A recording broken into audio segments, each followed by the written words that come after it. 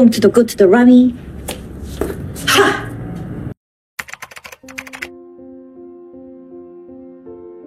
Ini adalah Jongjian, seorang gadis cantik dan perkasa, di mana ia baru saja menghajar seorang pria yang masuk dan hendak berlaku jahat di toilet wanita. Namun Jian tetap mendapat nasihat dari polisi dan ia diminta untuk mendatangkan wali dan berdamai dengan si pria. Namun panggilan pada sang paman kala itu mengantar Jian pada kenyataan bahwa sang paman telah tiada. Dalam duka dan perjalanan pulang, Jian teringat akan pertemuan terakhirnya dengan sang paman yang sangat posesif sampai membelikan Jian sebuah lemari baja anti peluru. Meski kesal, Jian tetap mengerti bahwa paman hanya ingin melindunginya. Ingatan itu ditutup dengan desakan paman pada Jian untuk mengingat nomor identitasnya. 2201-9074. Jian sangat terluka dan kesal mengetahui bahwa sang paman meninggal tersebab bunuh diri. Ia hanya bisa terdiam, juga terkejut dengan tato di kaki paman yang tak pernah ia sadari.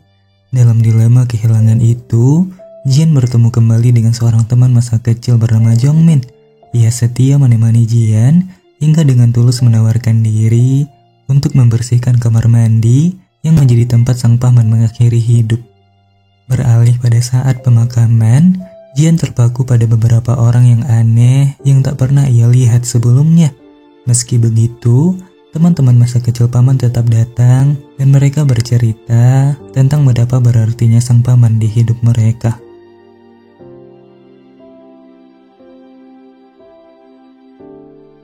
Sekembalinya, Jian akhirnya tak mampu menahan luka kehilangan hingga ia menangis mengenang sang paman yang kini hanya bisa ia rindukan. Di titik terendah itulah, Jongmin kembali datang lalu menemani Jian sejenak. Ia lalu memberikan ponsel yang ia temukan di kamar mandi dan Jian terkejut dengan jumlah uang di sana berjumlah sebanyak 18 miliar won. Dalam rasa kebingungan itu, Jongmin yang merupakan seorang mahasiswa komputer membantu Jian hingga ia bisa membobol situs gelap di balik situs jual beli pipa sang paman. Situs itu merupakan situs jual beli senjata bernama Murderhawk.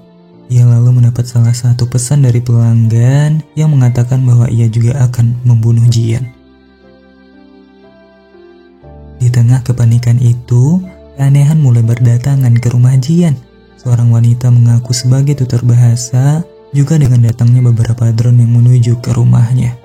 Jian lalu teringat akan momen kehadiran sang paman di saat ia kecil dengan suasana bahagia, kesal, juga warna-warni hidup normal yang dulu ia nikmati.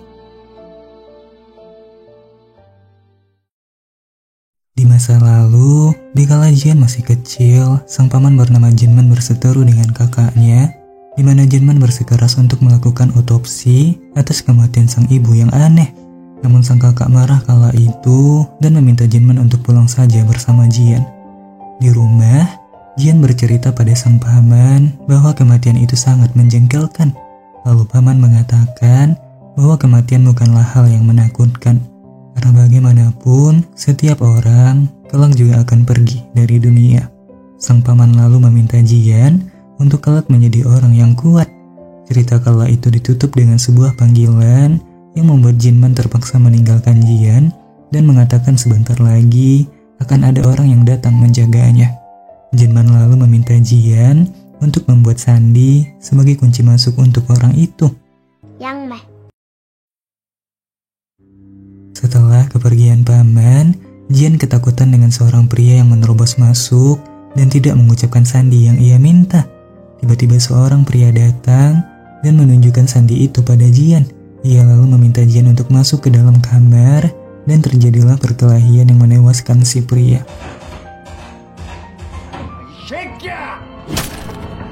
Dalam ketakutan akan kematian, Jian kecil hanya bisa bergelantungan di luar jendela juga akhirnya melompat sendiri dalam takut dan tangisnya. Jian berakhir ditabrak sebuah mobil dan hal itu membuatnya selamat dari orang aneh yang mencoba membunuhnya. Teror berlanjut di rumah sakit, di mana Jian yang mengalami trauma ketakutan tetap diburu, hingga ia memutuskan untuk bersembunyi di kamar mayat.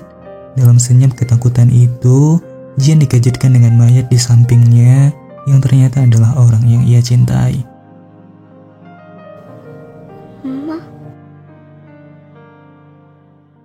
Tiba-tiba terjadi perkelahian yang ternyata adalah sang paman yang menjemput Jian yang telah tertidur dalam lukanya. Sang paman lalu membawa Jian ke sebuah rumah di tepi desa yang tak jauh dari pusat pelatihan militer.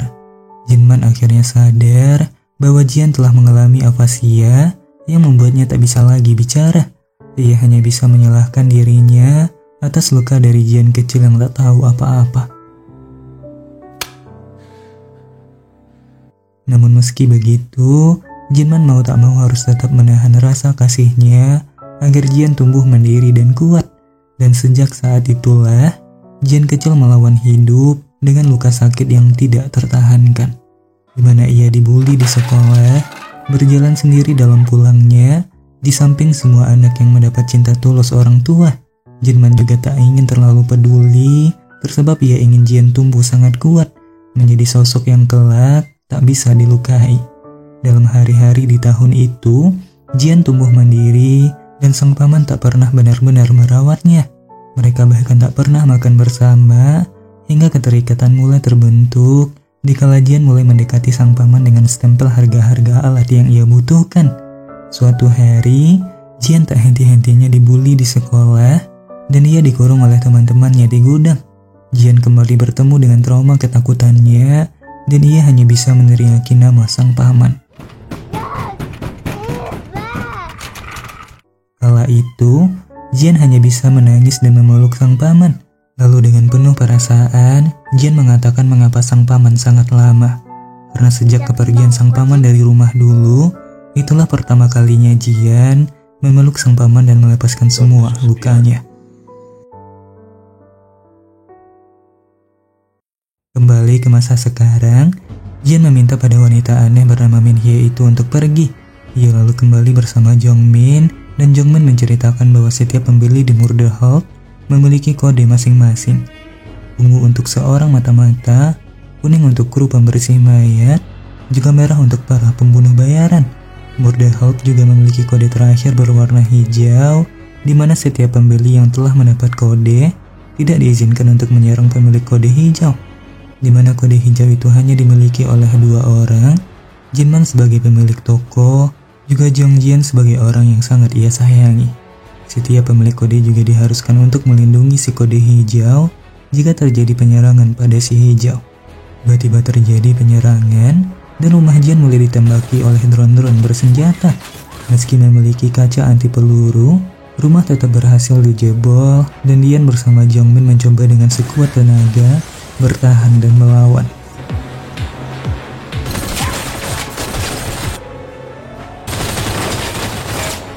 Bermodal ketapel di tangannya, Jian berhasil menjatuhkan drone itu.